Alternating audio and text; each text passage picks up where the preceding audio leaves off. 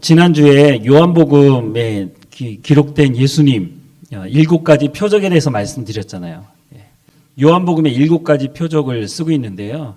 사도 요한이 어떻게 보면 성경의 가장 끝장도 요한계시록도 기록을 했지만 사복음서 중에 가장 늦게 기록된 게 또 요한복음이에요. 그래서 요한복음이 신학적으로도 상당히 완성도가 높고요. 예수 그리스도를 믿음으로 말미암아 구원받는 이다고 하는 이 말씀이 가장 많이 등장하는 게 요한복음입니다. 나중에 저희가 이제 로마서도 배우게 될 텐데요. 로마서가 좀 쉽지는 않지만 요한복음이 쓰여지기 전에 로마서가 쓰여졌거든요. 사도 바울은 로마서를 쓰면서 어떤 걸 말씀을 쓰기 원했냐면 예수 그리스도를 믿음으로 말미암아 구원받는다는 것은 결론이에요. 그 결론에 이르는 과정을 어떻게 이루어 가는지에 대해서 신학적으로 논리적으로 기록한 것이 로마서예요. 그래서요. 로마서를 읽어보면요. 예수 그리스도를 믿음으로 말미암아 구원받는다고 이제 번역은 그렇게 한 부분이 있는데 나중에 보면 아시겠지만 사실 그걸 얘기하는 게 아니라 예수 그리스도를 믿음으로 말미암아 구원받는다고 하는 거기까지 가는 과정을 기록을 하고 있어요.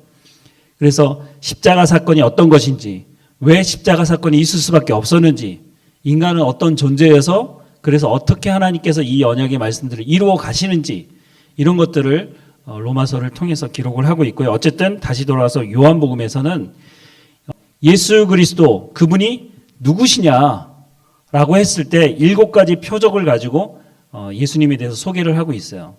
다시 한번 말씀을 드린다면 요한복음을 읽었던 걸 한번 기억을 해보세요. 예수님이 가나 혼인잔치에 가셔서 물을 포도주로 바꾸시죠. 그건 뭐예요? 질을 초월하시는 분이라는 거예요. 질적인 부분들을. 또 질뿐만 아니라 양적인 부분도 예수님 초월하시죠. 그게 뭐예요? 대표적인 사건이 요한복음에 기록되어 있는 요한복음뿐만 아니라 다른 복음서도 기록되어 있죠. 요한복음 6장에 보면 오병이어의 사건. 그렇죠? 예. 5,000명을 한 끼 도시락이거든요. 그게 그 당시에 사람들이 먹는 도시락을 5,000명이 남자만 5,000명 20세 이상의 남자만 5,000명이 먹이는 양을 초월하시는 예수님에 대해서 소개하고 있어요. 예수님은 공간도 초월하세요. 병을 고쳐달라고 한 사람이 왔을 때 예수님 직접 가시지도 않고 가라고 얘기하죠. 공간을 예수님께 직접 만나시지 않아도 이 모든 것들을 초월하신다는 걸 말씀을 하고 있고요. 예수님은 시간도 초월하세요. 38년 된 병자, 어떤 병인지 기록하고 있지 않지만 이 사람의 38년이라는 이 기간도 예수님께는 아무것도 아니라는 거예요. 또 예수님은 자연의 법칙도 초월하시죠. 물 위를 걸으시는 예수님에 대해서 소개하고 있고요. 예수님은 타고난 운명도 초월하십니다.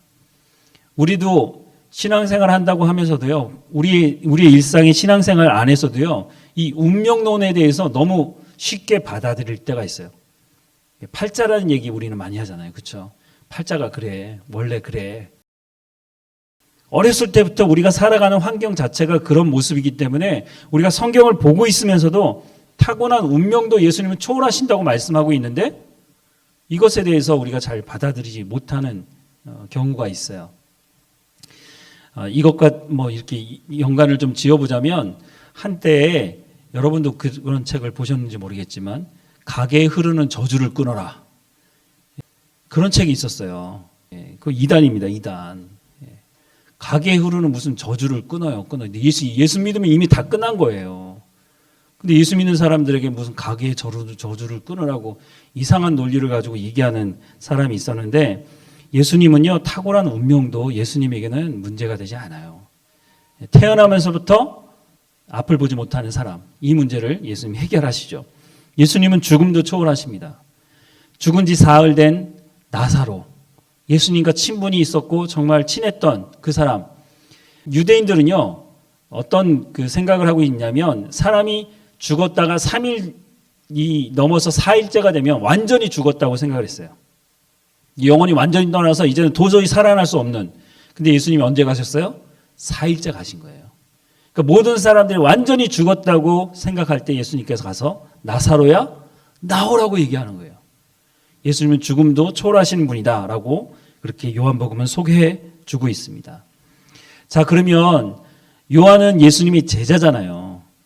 마태도 예수님의 제자였고 마가는요? 마가는 예수님의 제자 아닌가요?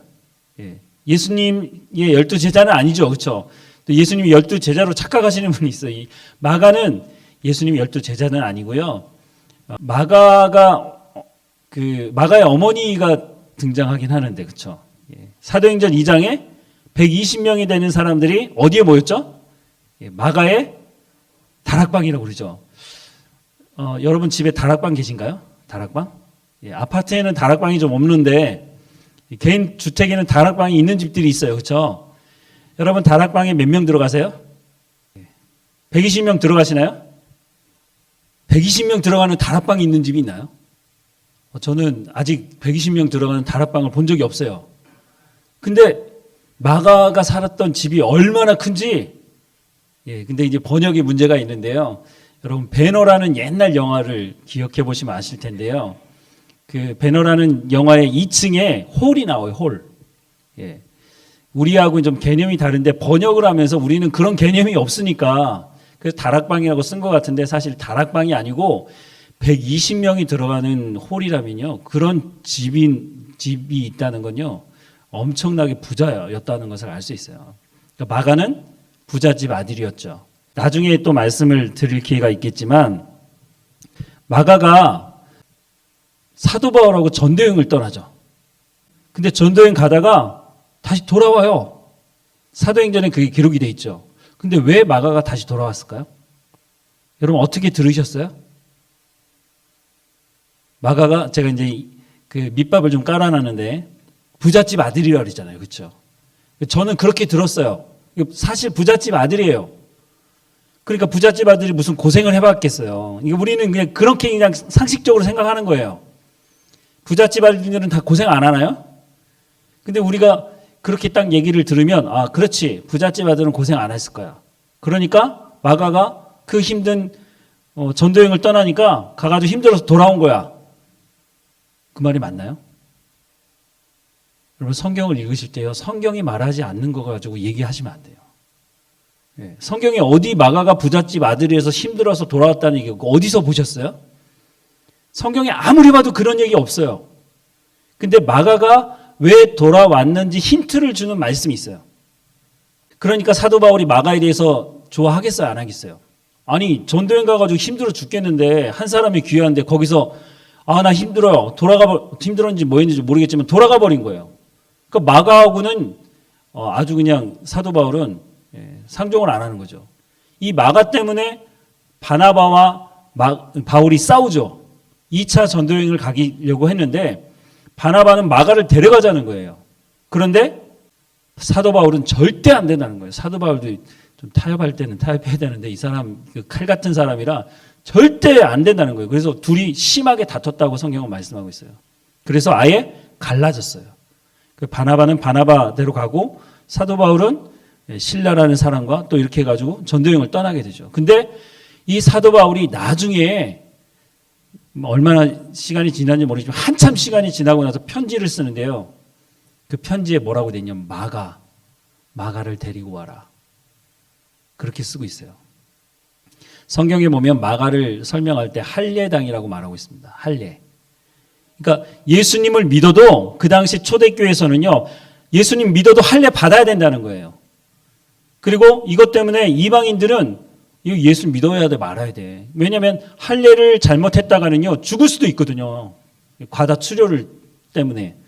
그러니까 유대인들만 그 할례를 한 거지 그 당시에 근동 지역에 살고 있던 사람들은요 할례하지 않았거든요. 그럼 위험한 짓을 왜 해요? 그런데 이 마가가 사실은 할례를 해야 된다고 예수 믿어도 할례를 받아야 된다고 생각했던 사람이었어요. 그런데 이게 사도행전 15장에 보면요. 종교회의, 제1차 종교회의가 열려요. 그 종교회의 때 이방인들은 할례 받지 않아도 된다고 결론이 딱 났어요. 그러니까 마가는 그걸 받아들인 거죠. 그리고 나서 2차 전도여행을 갈 때 마가는 전도여행 따라가겠다는 거예요, 이제. 그러니까 아마도 1차 전도여행 때 사도 바울은 아니 예수 믿으면 되는 거지. 무슨 할례를 받고 말고 하느냐.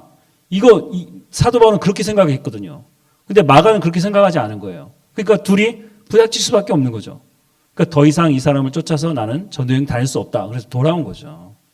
그래서 마가는요, 부잣집 아들이라서 힘들어서 돌아온 게 사실 아니에요. 성경 어디에도 그런 내용을 찾아볼 수가 없어요. 제가 왜 이 말씀을 구구절절히 말씀을 드리냐 하면 우리가 성경을 이런 식으로 보고 있다는 거예요. 성경이 말하고 있으면 그것만 보면 되는데 성경이 말하고 있지 않은 것에 대해서 너무 궁금해해요. 근데 성경이 말하고 있는 것도 듣지 않으면서 성경이 말하지 않는 것은 궁금해한다니까요. 종교개혁을 했던 칼빈에게 사람들에게 많은 것을 와서 질문하는데 이런 질문을 했대요. 천사는 어떻게 생겼습니까? 천사는 남자입니까? 여자입니까? 날개가 어떻게 생겼습니까? 우리처럼 얼굴이 있습니까? 없습니까? 자꾸 질문을 하니까 그 칼빈이 이렇게 얘기했다 그래요. 나도 잘 모르겠다고. 성경에서 말하는 것 외에는 나도 모르겠다고.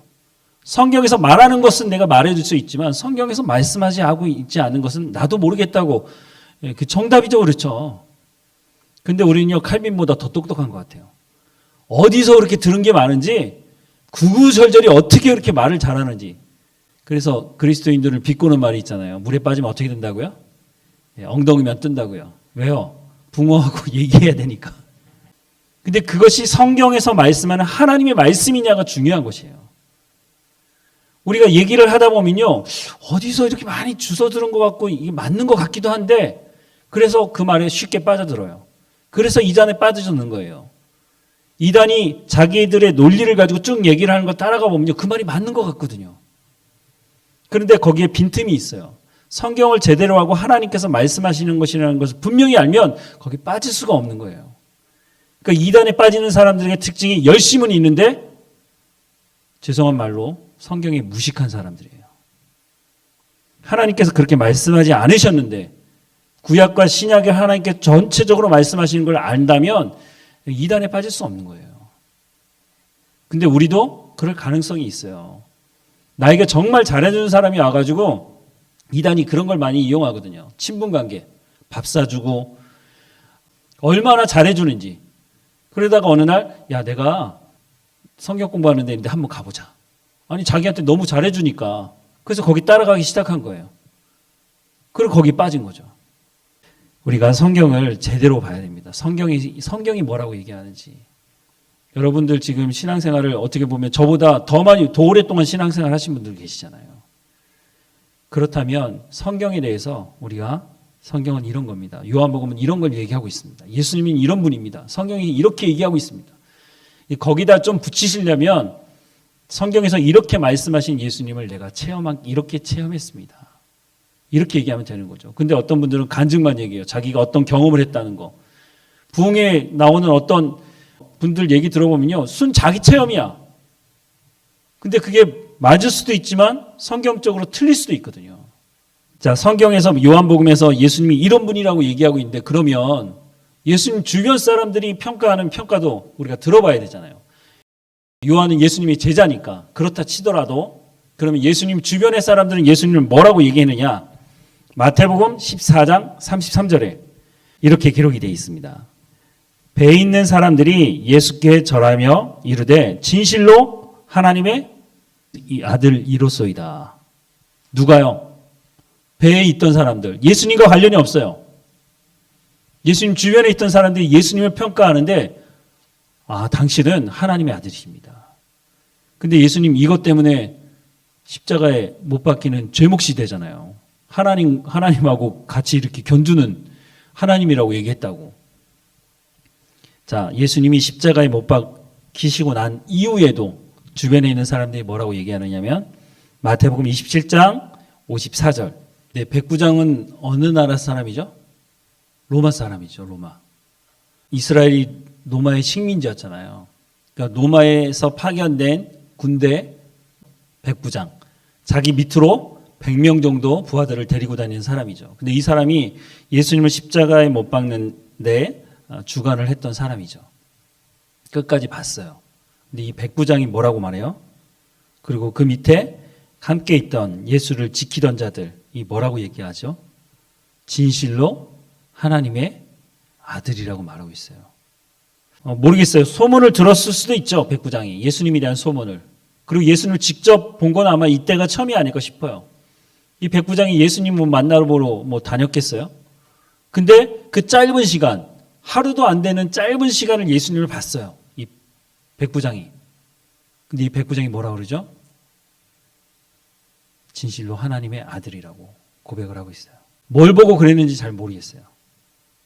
그런데 보고 느껴지는 것을 그 사람이 이야기하고 있습니다. 예수님의 제자들은 뭐라고 얘기했죠? 시몬 베드로, 너희는 나를 누구라고 하느냐? 예수님이 물으셨을 때 뭐라고 말씀하죠? 주는 그리스도시요 살아계신 하나님의 아들이십니다. 베드로가 그렇게 얘기하죠. 참 놀라운 신앙의 고백이죠. 예수님을 가장 가까이서 봤던 베드로, 어쩌면 너무나 당연한 고백이라고 말할 수 있지만 사실 쉬운 고백은 아닌 것입니다. 도마가 뭐라고 말하죠? 나의 주님이시요 나의 하나님이십니다. 정확하게 보고 있는 거죠. 도마는 의심 많은 도마 아니죠? 도마가 먼저 의심 많이 했어요. 의심 한 번 했잖아요. 여러분 찬송가 가사를 바꾸든지 해야지 이 입에 붙어가지고 의심 많은 도마에게 확신 주시고, 네, 확신 주신 건 맞는데 의심 많이 한 거 아니에요. 우리가 의심을 많이 하죠. 도마는 의심 많이 안 했어요. 자, 예수님 주변에 있던 사람들이 예수님에 대한 평가를 정확히 내려주고 있습니다. 예수님이 나를 사랑하십니다. 얼마나 사랑하실까요? 예. 예수님이 나를 얼마나 사랑하시죠? 예. 요한복음 13장 1절에 보니까 이런 말씀이 있어요. 유월절 전에 예수께서 자기가 세상을 떠나 아버지께로 돌아가실 때가 이른 줄 아시고 세상에 있는 자기 사람들을 사랑하시되 끝까지 사랑하시니라. 여러분 13장 2절에 뭐라고 기록되어 있는지 혹시 아세요? 13장 1절에는 유월절 전에 예수께서 자기가 세상을 떠나 아버지께로 돌아가실 때가 이른 줄 아시고 세상에 있는 자기 사람들을 사랑하시되 끝까지 사랑하시니라. 1절이에요 이게. 2절은요. 예수님께서 자기가 죽으실 줄 알고 자기 사람들을 사랑하시되 끝까지 사랑하시니라. 가로 열고 가룟 유다는 빼고 이렇게 돼 있나요? 아니요. 가룟 유다도 여기에 포함되어져 있어요. 이 사건 뒤에요. 예수님께서 제자들의 발을 씻기세요. 그 당시에 그런 법이 없었어요. 스승이 어떻게 제자들의 발을 씻겨요. 그러니까는 베드로부터 해가지고 아우 무슨 이런 일을 하시냐고. 우리가 씻기면 씻겼지. 예수님 우리를 절대 그럴 수 없다고 막 이렇게 얘기하잖아요. 그런 일이 없거든요. 근데 예수님께서 제자들의 발을 씻기세요. 근데 성경 어디에 가룟 유다는 빼고 이렇게 돼 있어요? 아니요. 가룟 유다의 발도 씻기셨어요. 마지막까지 예수님은 기회를 주세요. 다른 제자들은요? 다른 제자들도 좀 낫다고 생각하세요? 우리 맨날 가룟 유다만 욕해요. 가룟 유다는 자기가 잘못한 걸 나중에 깨달아요. 가룟 유다는. 그래서 자기가 받은 돈을 가지고 다시 갖다 줘요. 그리고 가져오지 않아요. 던져놓고 와요. 자기가 잘못한 걸 알아요. 근데 잘못된 선택을 했죠. 다른 제자들은요? 다른 제자들도 예수님 배신하고 다 도망갔어요. 가룟 유다만 우리는 나쁘다고 얘기하지만 물론 직접적인 예수님을 팔아넘기는 역할은 했죠. 다른 제자들은요, 다 똑같아요. 한 사람도 예외가 없어요. 다 도망갔잖아요. 베드로요. 베드로 뭐 했어요? 칼 들고 설치다가 어디로 갔어요? 도망가서 뭐 했어요? 예수님 저 앞에서 신문 받고 계시는데 거기 가가지고 예수님 3번 부인하잖아요. 가룟 유다는 3번 부인도 안 했어요, 사실. 다 제자들, 그 모든 사람들 예수님께서 어떻게 하셨다고요? 끝까지 사랑하셨다고 말씀합니다. 예수님 나를 어떻게 사랑하세요? 너무너무 사랑하세요, 예수님. 예수님이 이런 말씀하셨죠. 누가복음 5장 32절에 보면 내가 의인을 부르러 온 것이 아니요 죄인을 불러 회개시키러 왔노라. 그래서 예수님 생각하면 눈물이 나요. 내가 의인이 아니기 때문에. 예수님 이런 분이세요. 우리가 예수님 얘기하는데요. 성경을 읽어보시면요. 예수님에 대한 사랑이 더 깊어질 수밖에 없어요. 예수님이 누구인지 알려주고 있어요. 우리에게.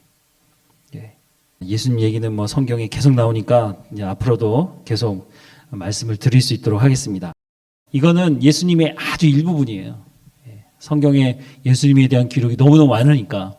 그리고 예수님이 행하신 일도 너무 많지만 요한복음 마지막에 뭐라 그래요? 다 기록할 수가 없어요. 그래서 사도 요한이 몇 가지만 딱 추려가지고 예수님은 이런 분입니다. 이건 꼭 알아야 됩니다. 라고 해서 요한복음에 기록을 했다고 말하고 있습니다. 우리가 성경을 통해서 말씀하는 예수님에 대해서 바르게 알고 마음에 새기고 그 예수 그리스도를 바르게 증거하는 우리의 삶이 되기를 간절히 소망합니다. 기도하겠습니다. 하나님 예수 그리스도를 이 땅에 보내주셔서 감사합니다. 구원자 되신 예수님께서 십자가에서 흘리신 그 피로 말미암아 허물과 죄로 죽었던 우리를 살려주시고 하나님의 자녀 삼으셔서 이 땅에서 하나님의 거룩한 백성으로 살아갈 수 있도록 인도하시는 것 감사합니다. 십자가를 지신 그 예수님의 깊은 사랑을 깨달아 알게 하시고 우리가 삶을 살아가는 현장에서도 내가 너희를 사랑한 것 같이 서로 사랑하라고 말씀하신 그 말씀대로 순종하며 더 깊이 사랑하는 우리의 삶이 될 수 있도록 은혜를 허락해 주옵소서. 또한 예수 그리스도가 누구이신지 바르게 알게 하시고 예수 그리스도가 누구이신지 바르게 증거하는 우리의 삶이 될 수 있도록 인도해 주옵소서. 구원자 되신 예수 그리스도로 말미암아 우리가 구원받았으니 생명을 살리는 일에 힘쓸 수 있도록 우리 가운데 성령의 충만함으로 함께해 주시고 날마다 주님과 동행하는 삶이 될 수 있도록 인도해 주옵소서. 성경을 통해서 말씀하는 예수 그리스도를 바르게 알게 하시고 마음에 새기게 하시고 늘 하나님께 찬양하며 감사하는 우리의 삶이 될 수 있도록 인도해 주옵소서. 하나님 말씀을 볼 때마다 깨달아 알 수 있도록 성령께서 우리를 진리 가운데로 인도해 주옵소서. 늘 우리와 함께 하시는 하나님께 감사하고 예수님의 이름으로 기도합니다. 아멘.